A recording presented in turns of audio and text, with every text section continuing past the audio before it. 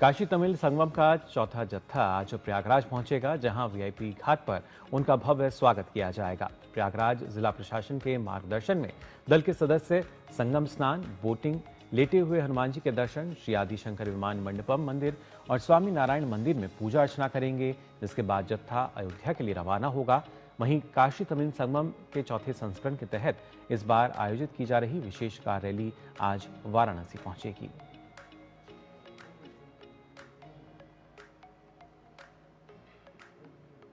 तो हरिकेश बहादुर सिंह गौतम काशी विश्वनाथ धाम से हमारे साथ जुड़ रहे हैं ज्यादा जानकारी के साथ। हरिकेश,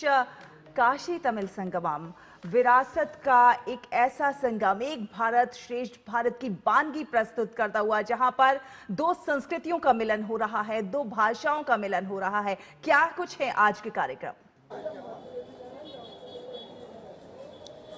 शहला, आपको और मुकुल को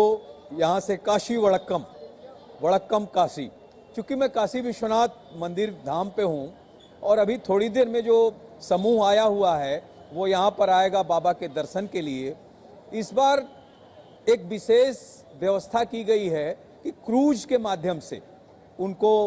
ललिता घाट पे लाया जा रहा है और गंगा की तरफ से इस बार प्रवेश ले रहे हैं दर्शन के लिए। जो तमिल समूह आ रहे हैं यहाँ पर काशी तमिल संगमम में, यहाँ पर उनका पहले दर्शन करते हैं, फिर विधिवत शंकराचार्य चौक पर अंगवस्त्रम और रुद्राक्ष की माला देकर उनका अभिनंदन किया जाता है, स्वागत किया जाता है। उसके बाद माँ अन्नपूर्णा के दर्शन करते हैं, माँ विशालाक्षी के दर्शन करते हैं और फिर यहीं पर उनको जो लंच होता है प्रसाद के रूप में, माँ अन्नपूर्णा के प्रसाद के रूप में यहीं पर दोपहर के भोजन की व्यवस्था होती है। उसके बाद जो अगला चरण होता है वो नमो घाट पर जाने का होता है, जो वहाँ पे सांस्कृतिक कार्यक्रम होते हैं जिनमें उत्तर प्रदेश और तमिलनाडु के जो कलाकार हैं वो अपनी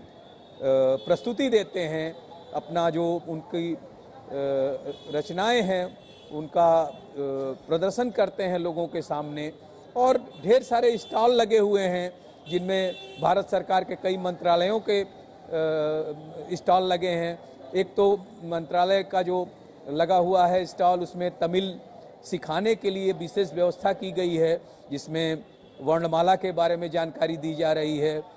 शब्दों के बारे में जानकारी दी जा रही है और उसके साथ ही साथ छोटे छोटे जो वाक्य हैं उनको उनके बारे में भी बताया जा रहा है। तो इस तरह से, और सबसे बड़ी बात सहला मैं आपको बताऊं कि 50 जो तमिल शिक्षक आए हुए हैं वो यहाँ पर जो +2 तक के स्कूल हैं उनमें, जो 8 तक के स्कूल हैं उनमें,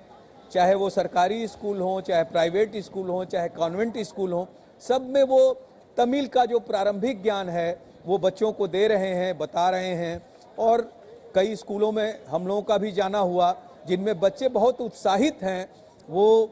तमिल की भाषा को सीख कर, उसके शब्दों को जानकर, उसके अक्षरों को जानकर बहुत उत्साहित हैं और जो टीचर सिखा रहे हैं उनसे इतने हिल मिल गए हैं कि वो देखने ही योग्य है। और सबसे बड़ी बात है कि इन बच्चों को ये पता है कि यह व्यवस्था सरकार कर रही है, निःशुल्क है, तो वो सरकार को धन्यवाद भी कर रहे हैं अपने तरीके से और बहुत ज़्यादा उत्साहित हैं वो इस तरह की व्यवस्था से कि उन्हें एक नई भाषा सीखने को मिल रही है। जी बिल्कुल हरिकेश, ना सिर्फ भाषा उत्तर प्रदेश बल्कि बिहार अगर की बात कहा जाए